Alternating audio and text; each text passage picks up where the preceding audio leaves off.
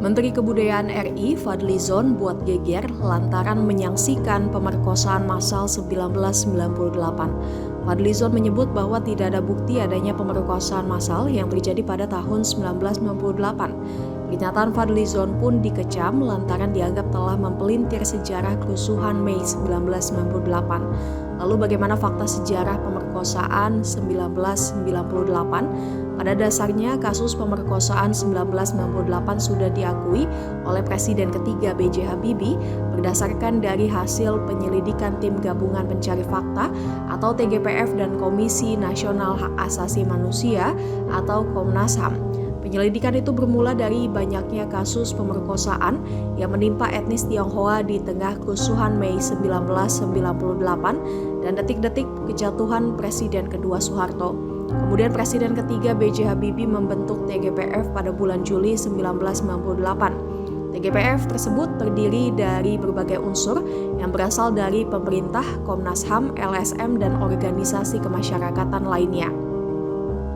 Mereka ditugaskan untuk menyelidiki peristiwa Mei 1998, termasuk laporan tentang kekerasan seksual yang mencuatkan fakta mengejutkan. TGPF bertugas mengungkapkan fakta pelaku dan latar belakang peristiwa Mei 1998, serta mencari jejak-jejak peristiwa dan hubungan antara subjek di setiap lokasi. Dari proses pengumpulan data dan bukti, kurang lebih selama 3 bulan, TGPF merilis laporan akhir pada 23 Oktober 1998. Laporan akhir TGPF mencatat adanya tindak kekerasan seksual yang terjadi di Jakarta dan sekitarnya, Medan, serta Surabaya. Bentuk-bentuk kekerasan seksual yang ditemukan dalam peristiwa Mei 1998 dibagi dalam beberapa kategori, yaitu perkosaan dan penganiayaan, penyerangan seksual atau penganiayaan dan pelecehan seksual yang terjadi di dalam rumah, di jalan, dan di depan tempat usaha. Hasil penelusuran terdapat 52 korban perkosaan, 14 korban perkosaan dengan penganiayaan, 10 korban penyerangan atau penganiayaan seksual, dan 9 korban pelecehan seksual.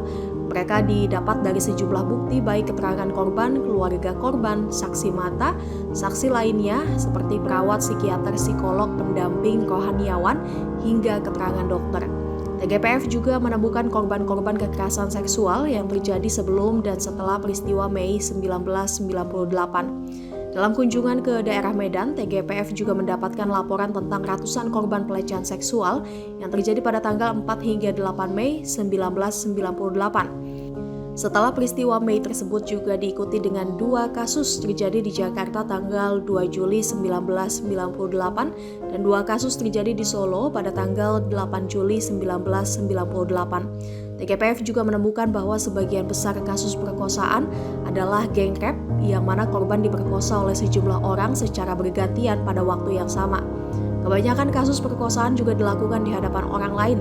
Pelapor khusus Komnas Perempuan tentang kekerasan seksual pada Mei 1998 dan dampaknya pun menemukan bahwa ada kesengajaan untuk menyasar perempuan etnis Tionghoa yang pada saat itu dikonstruksikan sebagai kambing hitam akibat krisis moneter di Indonesia.